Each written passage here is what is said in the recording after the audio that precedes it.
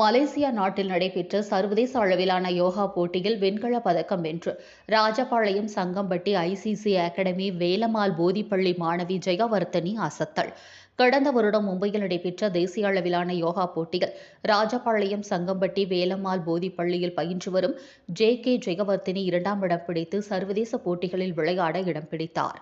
இந்நிலையில் மலேசியா நாட்டில் நடைபெற்ற 16வது சர்வதேச யோகாசன போட்டியில் ராஜபாளையம் சங்கம்பட்டி ஐசிசி அகாடமி வேலம்மாள் போதிப்பள்ளியில் 10ஆம் வகுப்பு பயின்று வரும் ஸ்ரீவில்லிபுத்தூர் கம்மாப்பட்டியைச் சேர்ந்த மாணவி கே ஜெயவர்த்தினி கலந்து கொண்டார். இதில் உலக நாடுகள் வரிசையில் America, Nepal, Australia, India, Sweden, துருக்கி, இங்கிலாந்து, அர்ஜென்டினா என்று பல்வேறு நாடுகளிலிருந்தும் 100க்கும் மேற்பட்ட போட்டியாளர்கள் கலந்து கொண்டனர். ஏற்கனவே பல்வேறு மாவட்ட, மாநில, சர்வதேச யோகா போட்டிகளில் வென்று சாதனை படைத்த மாணவி ஜெயவர்த்தினி சர்வதேச யோகா போட்டியில் 3ஆம் இடம் பிடித்து வெண்கலப் பதக்கம் வென்று அசத்தினார்.